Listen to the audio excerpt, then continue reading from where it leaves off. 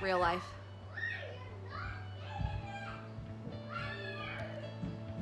Let's see if it diffuses itself.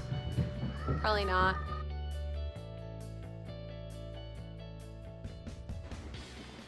Okay, got the rest of my coffee. Not very much. I'll take you downstairs. So good. I splurged a little bit and bought a little bit more expensive coffee. All right, lighting is gonna be terrible. We're just gonna roll with it. It actually wasn't that bad in the stairway. Not too shabby. All right, so my twins' curriculum. This is gonna be like so casual. All y'all are gonna be like, holy moly, I can homeschool too. Okay, so their math for my twin 9-year-olds, who I guess technically in our homeschool would be in, let's go over here so you can see my face, maybe. Okay, so our twins are 9, and I guess according to like public school standards, they would be in 4th grade, I believe, if I can count, maybe. For our homeschool, I don't start my kids formally in kindergarten until they turn 6. So for me, they're in 3rd grade. There you go. They're doing teaching textbooks, level 3. Boom, that was a big change that I announced in our video the last time. Okay, let me set this up here. Okay, so I tried to set my camera up over there and it fell all over the place, and the video quality was even sketchier than this. So I have one of my twins' school boxes here, and I'm just going to show you what she has in here for her formal school lessons, and then I'll show you the bookshelf. So here we have Gentle Grammar. This is Sherry Hayes, level 2. I love it for all the same reasons that I said in my last video for my oldest daughter's schoolwork and grammar lessons.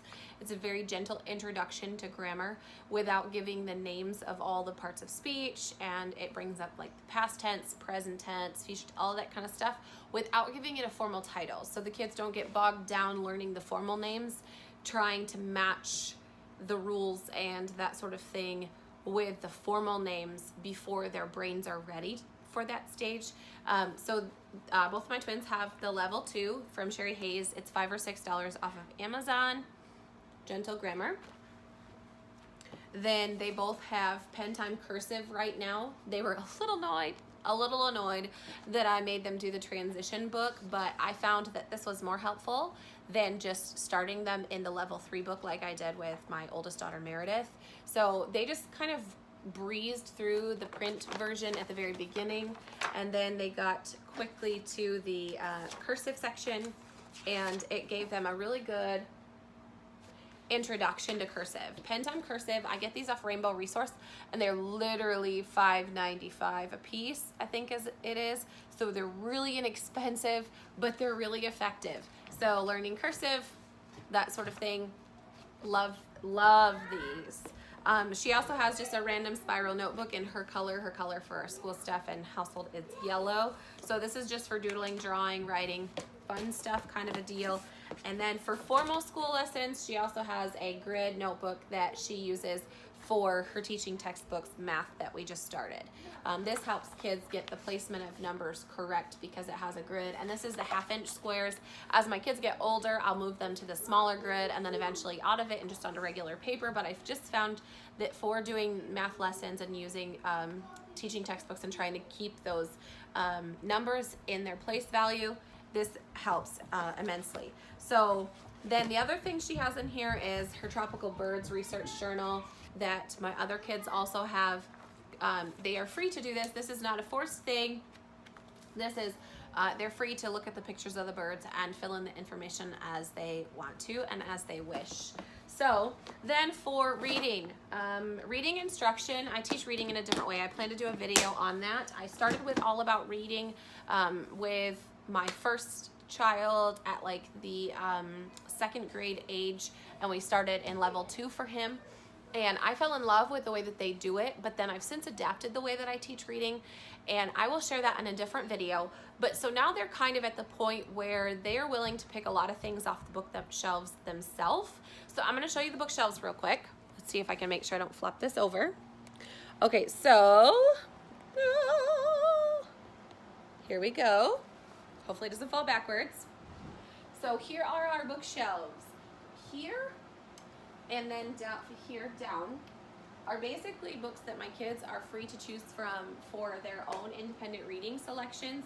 And then over on this side here are our science and our history selections. So the deal for me with, I can get down here because I'm really tall.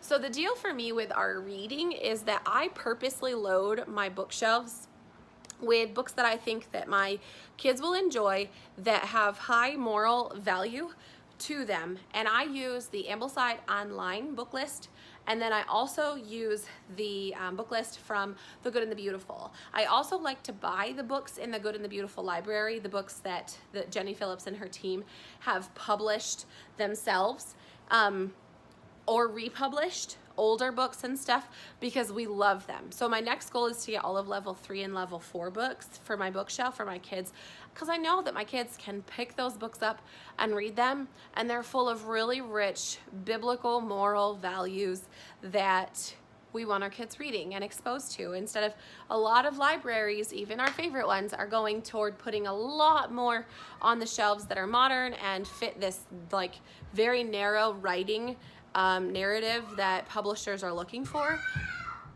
Just had to holla up there and tell them to chill out. So with reading, I don't formally assign books when they are emerging readers, getting their feet wet, figuring out what they like to read and that kind of thing, developing their taste, whetting their appetite for books. As they get older, around the age of 11 and 12 is when I start to give them a stack of things that I think they should read and will also enjoy. I don't just throw books in front of my kids that I don't think they're gonna enjoy or I don't think there's value in.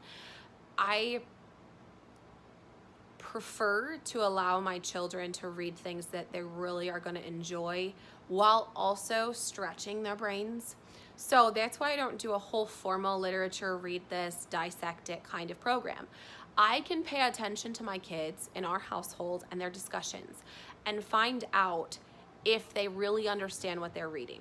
So that's my spiel on why I don't do a whole long list of literature and dissecting and all of those kinds of things. My girls do have on the shelf, they have the Sherry Hayes lesson books, the book 1 level, that we are taking a break from. And that is for them to use with the books they're reading and then narrating back into those journals, the lesson book journals, the information that they glean from it. But I'm giving them a break from that right now for them to just really get into reading, really get into that habit, develop an appetite for it, so way they're fluent in writing sentences and remembering what they've read and retelling those stories. So I hope that makes sense. If you have any questions regarding anything, go ahead and leave a comment below. If you have not subscribed, go ahead and click that button and give the video a thumbs up if it was helpful and you appreciate it, and feel free to give it a thumbs down if it wasn't helpful and you didn't appreciate it. I'll talk to you guys next time. Bye-bye.